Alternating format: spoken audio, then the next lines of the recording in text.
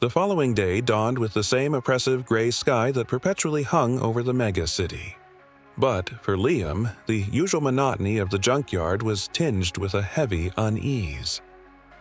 The memory of the rogue robot's terrified cries and the flash of its violent explosion haunted his thoughts. He kept glancing toward the corner where Max usually worked, a knot of anxiety tightening in his stomach. Max had been unusually quiet this morning, his movements sluggish as they both went through the motions of sorting scrap. Neither of them had spoken of the previous night, the unspoken horror hanging between them like the ever-present smog. The rhythmic clang of metal against metal, the whirring of automatrons, the shouts of the human workers, all the usual sounds of the scrapyard seemed muted, distant. Liam felt a profound sense of helplessness. They had tried to help, and it had ended in destruction, and now the chilling words of the rogue robot echoed in his mind. "They're coming. They have come." As the shift wore on, the oppressive atmosphere seemed to thicken.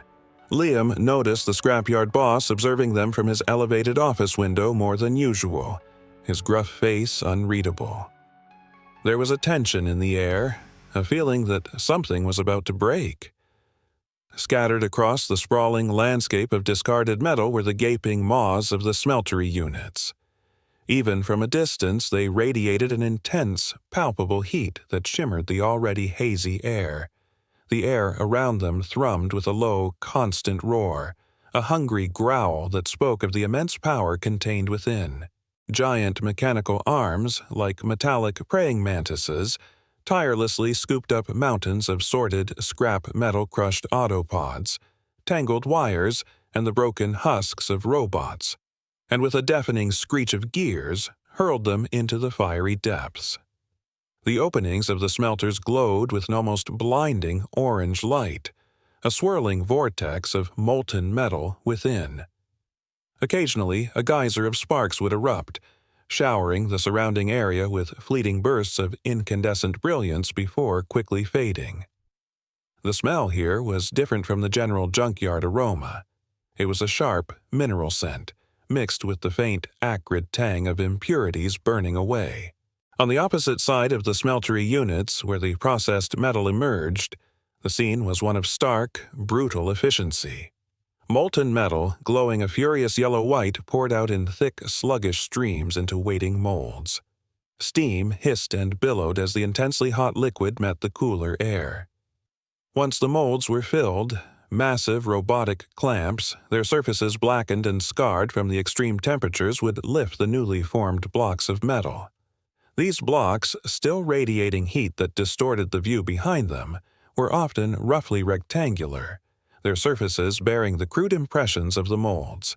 They were then stacked into neat, heavy piles, ready to be transported back into the city for manufacturing, the raw material for the megacity's insatiable hunger for more technology, more consumption, more waste. The entire process was a relentless cycle of destruction and creation, a noisy, fiery testament to the city's endless demand. During their designated break period, the scavengers and sorters sat on overturned crates, the rough metal cold against their worn jumpsuits. The ground vibrated with each heavy step of the lumbering automatrons as they carried giant, glowing blocks of molten metal onto the waiting train wagons, their robotic arms moving with tireless efficiency. The workers engaged in the usual mundane conversations, the typical small talk of older men and women stuck in a forgotten corner of the world, the latest results from the synthetic sports leagues, the fluctuating price of nutrient paste, the opening of a new, dimly lit bar in the lower sectors. Liam remained quiet, his gaze fixed on the distant wall, his mind preoccupied with his own stagnant situation and his yearning for something more. It was late in the afternoon. The sun, a pale disk barely visible through the smog, beginning its descent when the summons came. A gruff voice crackled over the yard's loudspeaker system, calling Liam's name. "Report to the supervisor's office immediately." Liam's heart leaped into his throat. He exchanged a worried glance with Max, who stopped his work and looked at him with a grave expression. "Go on, Liam. Good luck. Max said, his voice low. With heavy steps, Liam made his way towards the corrugated metal office building, the premonition of bad news weighing him down. He entered the surprisingly clean office, the sunlight slanting through the metallic grid on the window, casting long shadows across the room. The boss sat behind his ancient wooden desk, a small data slate in his hand, his walrus mustache twitching slightly as he looked up at Liam. His portly frame was crammed into a stained and ripped oversized smoking jacket that had long lost its original white hue, now a patchwork of gray and brown. But the true centerpiece of the boss's dubious charm was undoubtedly his mustache. It was a walrus in its most unkempt form, a thick, bristly mass of gray and brown that drooped over his mouth like a tired, graying caterpillar, occasionally twitching as he spoke. Tell me, Liam, what's on your mind? I feel something's weighing you down. He began, his voice surprisingly soft. No, sir. Liam replied, his voice tight and betraying his nervousness. I'm just in a bad mood today, that's all. Well, not only today. I've been reviewing your statistics. The boss stood up, his walrus mustache twitching slightly. The light caught the dust motes dancing in the air around him. They're among the worst of all our workers, even worse than Max's. I'll be better, sir. I'll work on improving. The man leaned heavily on the ancient wooden table, the aged surface groaning and shaking slightly under his considerable weight. Liam, there's nothing to improve. You're done here. Speechless, Liam's mind struggling to process the words. The boss took a deep breath, the air whistling slightly through his nostrils, and then slowly sat down in his worn leather chair, the springs creaking in protest. Listen, Liam, I know how you feel. I've been in that position myself. That's how I started, you know. Look where I am now. I got lucky, and that was back when things were different, when there was still some semblance of opportunity. He sighed, the sound heavy with a weariness that seemed to go beyond the demands of his job. This work, this scrapyard career, I really don't recommend it. You deserve better. Silent for a few seconds, the only sound the distant clang of metal, he reached under the desk and opened a secret hideout, a small, almost invisible panel sliding open to reveal a hidden compartment. He took something out. Liam just sat there, numb, his mind reeling from the boss's unexpected words. The metallic card felt cold in his hand, the Umbra Mentis logo a clear symbol of a future he hadn't envisioned. The data chip lay beside it on the worn wooden desk, a silent promise and a looming threat. Don't look so surprised, Liam. I've been watching you. And Max. He sat back in his chair, the springs groaning under his weight. You two have been active. More active than your productivity reports suggest. Liam's blood ran cold. Had they been discovered? Had their secret work with the broken robots been exposed? The boss chuckled, a dry, humorless sound. Oh, I know what you've been doing. Sentimental nonsense. It wasn't a problem before, not really. A few broken bots here and there, who cares? But lately... He trailed off, his gaze hardening slightly. Lately, Liam, your output has been less than satisfactory for some time now. He tapped the data slate on his desk. Your contract is terminated, Liam. Effective immediately. You have 1 week to find alternative employment within the city. If you can't, well, you know the regulations. A wave of icy dread washed over Liam. He did know. Everyone knew. Those who couldn't work, those deemed unproductive, were eliminated. The boss's gaze softened slightly as he looked at Liam. But you, Liam, I've always kind of liked you. You've got a good head on your shoulders, even if you waste it on old junk. That's why I'm giving you a second chance here. The Umbra Mentis upgrade, the chipping, it will enhance your cognitive functions, your efficiency. You'll be more valuable. You'll have a future. He gestured towards the passcard and the data chip on the desk. Think of it as a fresh start, a chance to move up. You're wasting your potential here in the scrap. Umbra Mentis can offer you so much more. Liam stared at the card, its surface gleaming ominously. He knew what the chipping entailed. A direct neural interface with the city's systems, enhanced processing power, but also it meant leaving Max. The boss nodded, leaning forward slightly. That's right, Liam. Don't throw it away. This is your opportunity to escape the scrap heap. Take it. He gestured towards the door. You have a week to decide, but I wouldn't wait too long. Liam stood up, his mind still reeling from the boss's words. A second chance? It felt more like a gilded cage. He picked up the passcard, the smooth surfaces contrasting with the rough calluses on his hand. He looked back at the boss, the walrus mustache twitching as the man returned to his table. There was a strange sincerity in his voice, but Liam couldn't shake the feeling that there was more to it than just liking him. He walked out of the office and back into the noisy chaos of the junkyard. The setting sun cast long shadows across the piles of scrap, painting the familiar landscape in hues of orange and gray.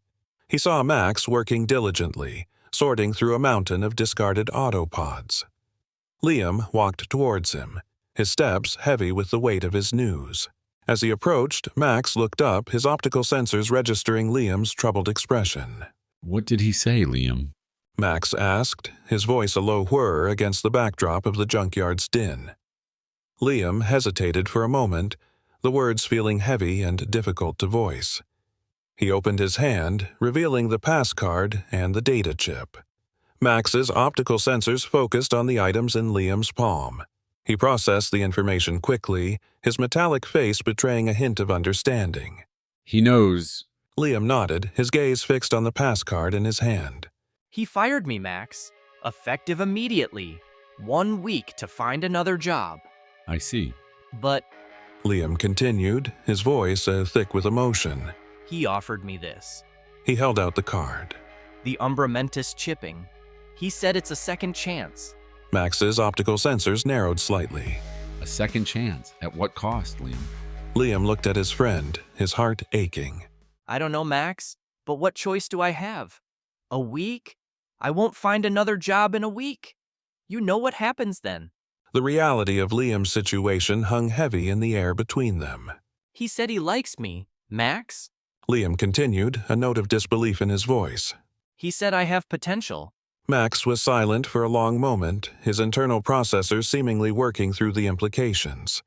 Finally, he spoke, his voice low and serious. "Liam, you have always had potential. You have a good heart. They are not offering you kindness." I knew what risk I was taking when I helped the bots. Now, this is my only chance. Liam said, his gaze dropping to the Umbra Mentis logo on the passcard. What else can I do? Max placed a metallic hand on Liam's arm, his touch surprisingly comforting amidst the despair. According to latest news, Umbra Mentis is searching for new trial participants for their technology, latest chips making humans smarter, guaranteeing them jobs. Maybe this is the best decision you can make in your position. Umbra Mentis think that this is the next step in humans' evolution, the humanoids. Yes, I have seen the advertisements on billboards. It is expensive, and it is risky, but I don't believe that humans can be like robots, or something in between. Now then, I got this opportunity. I will take it. Guess I can try this out myself. Whatever you decide, Liam, remember what we stood for. Remember the ones we tried to help. Don't let them take that from you, no matter what. Liam nodded, tears welling up in his eyes. The weight of his decision was immense. He had a week to between a terrifying unknown and a certain oblivion, and either way, it seemed he would be leaving Max behind. Liam looked at the metallic card, its surface cool and smooth, displaying a clear, minimalist logo and an address within the city's inner sectors, along with the almighty company name that everyone within the megacity knew, Umbra Mentis. Liam navigated the throng of midday pedestrians, his worn boots scuffing against the polished synth stone pavement. The air, unusually clear for Zone 4, hummed with the collective energy of the lunch rush. Sunlight filtered through the towering ferroconcrete structures, dappled the crowded streets, casting fleeting moments of warmth on the hurried faces around him. But Liam wasn't caught up in the lunchtime bustle. His usual route to the scrap sorting facility lay in the opposite direction. Instead, a metallic card, cool against his palm, guided his steps. Its embossed Umbra Mentis logo felt both like a beacon of hope and a lead weight in his pocket. He was following the address printed on it, a destination 50 kilometers away, deep within the enigmatic Zone 2. A desperate certainty, born of fear and a sliver of fragile hope, propelled him forward. The Zone 3 checkpoint loomed ahead, a sleek, automated structure of polished chrome and reinforced plasteel. It stood as a silent sentinel, regulating the flow of movement between the densely populated outer sectors and the more privileged inner zones. Liam approached the designated pedestrian lane, his heart pounding with a mixture of nervousness and anticipation. To his relief, the queue was indeed short, only 2 figures ahead of him. One was a sleek, late-model service robot, its movements fluid and efficient, while the other was an older human worker, his face etched with a weariness that mirrored Liam's own. As they passed through the scanner portals without incident, a thought echoed in Liam's mind. Not many get the chance to get out of Zone 4. It was a well-known truth, a silent barrier that confined most of the city's workforce to the grimy outer sectors. This Passcard, this unexpected opportunity, felt like a golden ticket out of a life of endless scrap and looming elimination. He clutched the metallic card tighter in his pocket, its smooth surface a tangible symbol of his precarious hope. The metallic card was the key, the sole reason he was being allowed to proceed. It granted him not only passage to Zone 2, but also authorized the upgrade, a word that now felt heavy with unspoken implications. A tall, clinical-looking service robot, its movements precise and devoid of any warmth, gestured him towards a series of designated testing stations. The medical examinations were swift and impersonal. He was directed to step onto a platform for a rapid, full-body X-ray scan, the cold, invisible rays passing through him in a matter of seconds. Next, he stood within a sterile alcove as nozzles hissed, spraying him with a fine mist of disinfectant that smelled faintly of ozone, coating his skin and presumably targeting any microscopic contaminants. A more invasive internal disinfection followed, administered by a slender robotic arm that extended from the wall, a brief but unsettling intrusion. Afterwards, he was guided to a terminal for a quick psychological evaluation, a series of abstract images and rapid-fire questions flashing across the screen, assessing his mental stability and compliance. Upon completion, a temporary identification number blinked into existence on the display, a digital tag signifying his provisional status. Finally, he was handed a set of new, white clothing, a plain t-shirt and trousers. His old bomber jacket, a tangible link to his past, was unceremoniously taken away and deposited into a roaring incinerator unit, deemed a hazardous and aesthetically unacceptable deviation from the city's uniform design. His personal history, it seemed, was being systematically erased. Following the service robot's emotionless directives, Liam stepped out of the confines of the checkpoint and into the relative openness of Zone 3. The immediate difference was striking. The oppressive crowds of Zone 4, a constant jostle of bodies and hurried footsteps, were gone. Here, the flow of people was noticeably thinner, the individuals he passed walking with a more leisurely pace. The towering, monolithic structures of the outer sectors gave way to buildings that were further apart, allowing glimpses of sky. Zone 3 was indeed cleaner, though concrete still reigned supreme as the primary building material. However, it was softened by deliberate patches of vegetation that lined the wide avenues. Carefully cultivated trees, their leaves a vibrant green, cast dappled shadows on the pavement, and engineered lianas hung gracefully from elevated walkways, adding a touch of organic beauty to the otherwise rigid cityscape. Shimmering, holographic advertisements flickered in the air, showcasing impossibly sleek hover cars, designer synth clothing, and luxurious leisure experiences, all tantalizingly labeled as available in Zone 2. Digital billboards displayed numerous job postings from various headhunting agencies, promising a wide array of positions, from advanced tech support to specialized manufacturing roles. Yet, as Liam scanned the listings, a sense of unease settled upon him. The requirements were dauntingly high, many announcements explicitly stating the minimum cognitive level demanded of applicants. He knew, with a sinking feeling, that his own limited education and years spent sorting scrap in Zone 4 likely wouldn't meet those standards. Umbra Mentis, with its promise of an upgrade, remained his singular, desperate hope. Stepping across the invisible boundary into Zone 2 was like crossing a threshold into a dream. The change was immediate and profound. The muted tones of the outer sectors were replaced by a vibrant spectrum of colors, as if the entire zone had been freshly projected by a high-definition hologram. Buildings shimmered with iridescent facades, and even the public transport units seemed to possess a brighter, more polished sheen. The expressions on the faces of the people he passed were strikingly different. Smiles were commonplace, and a palpable air of carefree leisure permeated the atmosphere.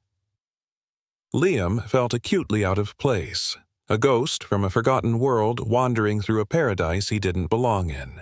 The contrast to the grim realities of Zone 4 was almost overwhelming, reinforcing his conviction that this upgrade, this leap into the unknown, was his only viable path forward. Above, the sky was crisscrossed by silent, elegant flying vehicles of all shapes and sizes. They moved with effortless grace along clearly defined air corridors, their polished surfaces reflecting the sunlight in dazzling flashes, a testament to the advanced technology that defined this privileged sector. The sunlight in Zone 2 possessed an almost ethereal quality, bathing the sector in a warm, golden glow. While the sun's output was the same across the city, here, the lower-rise buildings and the abundance of open spaces allowed the light to reach the ground more freely. Numerous stretches of meticulously manicured green lawns dotted the landscape, invitingly soft and verdant, with strategically placed chaise lounges offering opportunities for effortless relaxation. However, most of the inhabitants seemed drawn to the charming summer terraces of the numerous cafes that lined the avenues.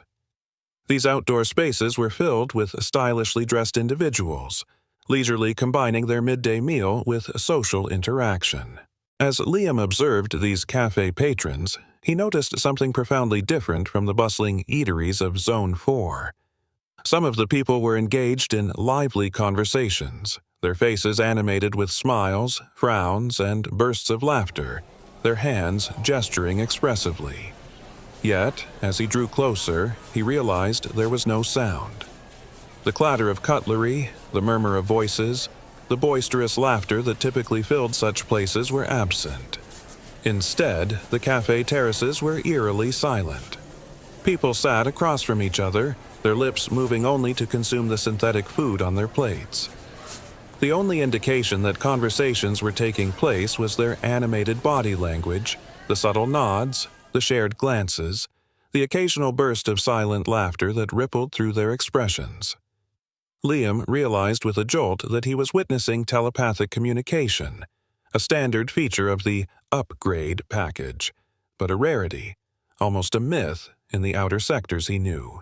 Liam had read about the telepathic communication feature in the Umbra Mentis integration brochures that occasionally circulated even in the information-starved confines of Zone 4. It was touted as a pinnacle of human-machine integration, a seamless and efficient way to connect with others. Yet, in his sector, it remained a distant concept, something whispered about but ever witnessed firsthand. The realization that he would soon be a part of this silent, interconnected world filled him with a strange mix of anticipation and trepidation.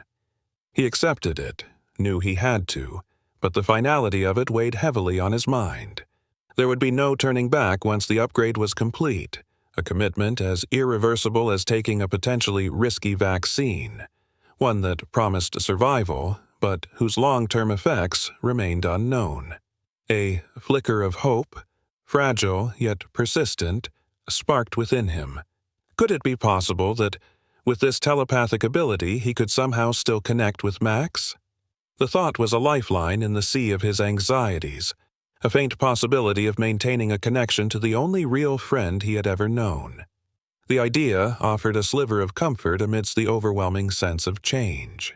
Liam's heart hammered against his ribs, a frantic drumbeat against the backdrop of the zone's unsettling serenity. Each step he took towards the elegant arched bridge was hesitant, as if he were approaching a point of no return.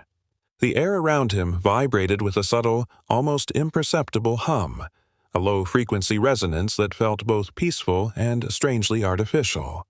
Lush vegetation, a carefully curated explosion of vibrant greens and exotic blooms, cascaded over the smooth concrete structures that formed the bridge's approach, creating a surreal juxtaposition of nature and technology. The bridges themselves, multiple graceful spans arching over the artificial waterway, gleamed with a polished, almost ethereal sheen, their surfaces reflecting the bright sunlight like liquid metal. They seemed to beckon him towards the central island, the heart of Zone 2 and the location of Umbra Mentis, promising a new future while simultaneously whispering of an irrevocable change. The island revealed itself to be a meticulously crafted sanctuary, a vibrant green lung in the heart of the city's otherwise rigid concrete landscape. It was a park-like expanse, teeming with carefully placed trees, flowering shrubs, and expanses of emerald green lawn. Peeking through the dense foliage, a colossal, rounded structure shimmered in the filtered sunlight. It resembled a massive, glass-domed greenhouse, its smooth, curved surface reflecting the surrounding greenery like a giant, polished eye, giving it an almost organic, living presence amidst the technological perfection of Zone 2. This was it, Liam knew, the Umbra Mentis facility.